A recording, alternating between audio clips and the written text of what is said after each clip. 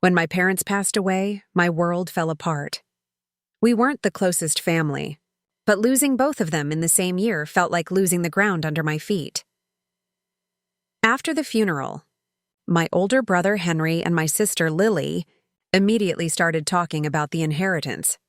Henry was always the controlling one, while Lily, well, she followed whatever he said. I wasn't expecting much, but I still hoped my parents had left me something meaningful, maybe a letter, maybe a keepsake. When the lawyer opened the will, my siblings' faces lit up. Henry got the family house, Lily got Mom's jewelry and a share of Dad's savings. And me? The lawyer handed me a small brown-wrapped package. Inside was a painting, a faded old landscape, mountains, trees, and a small river. It looked like something from a thrift store, the kind of thing people hang just to fill empty walls. I stared at it in silence, my heart sinking. Henry chuckled and said, "Guess they didn't think much of you, huh?" Lily tried to hide her laugh. "Maybe it's sentimental," she said, but even her tone sounded pitying. I didn't say a word. I just took the painting and left. That night, I sat in my apartment, staring at the painting. It felt like an insult, a reminder that I was always the odd one out, the one who didn't go to business school, who didn't make big money, who didn't fit their world. For days, I thought about throwing it away, but something stopped me. My mom used to say, "There's meaning in everything, even if you don't see it right away." So one night, I took the painting off the wall and looked closer. That's when I noticed it. At the back of the frame, tiny, almost invisible, were numbers carved into the wood. Something like 1742-89. It didn't make sense. They weren't dates, and they weren't coordinates I recognized, but I couldn't ignore it.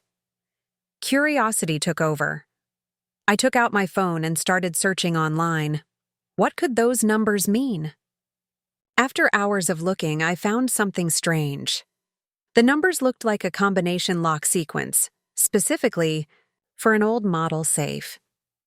My dad had one. He used to keep it in the basement of our old house, the one Henry now owned. I didn't tell anyone. The next morning, I drove to the house. Henry wasn't home. He was out of town for a meeting. The maid let me in, and I quietly made my way down to the basement. The air was cold and smelled of dust. And there it was, tucked behind an old shelf, the same gray steel safe I remembered as a kid. My hands trembled as I turned the dial. 42. 89.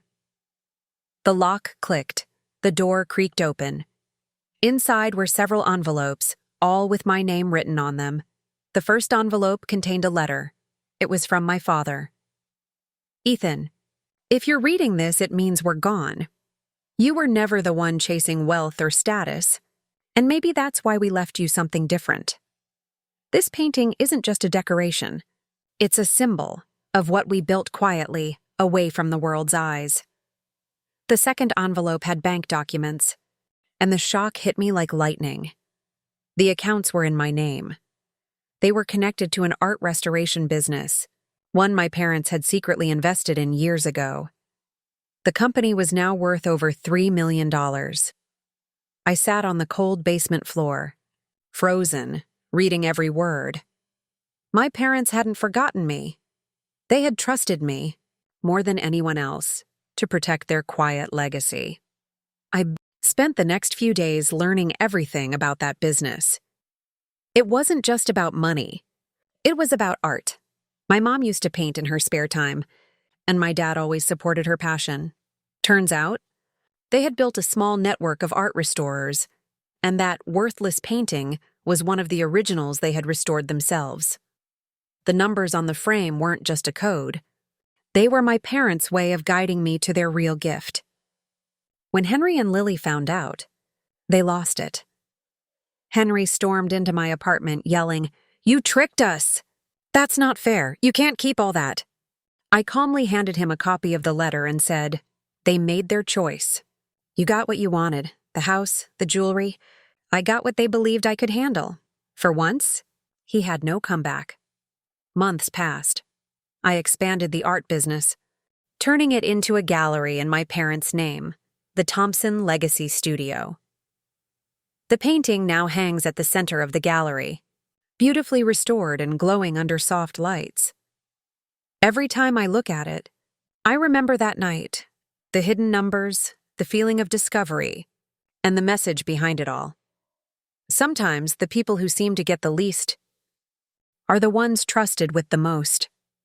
In life, we often chase what looks shiny, forgetting that real value sometimes hides behind dust and old wood. My parents knew I wouldn't sell it, wouldn't mock it, wouldn't miss the message, and that's exactly why they left it to me.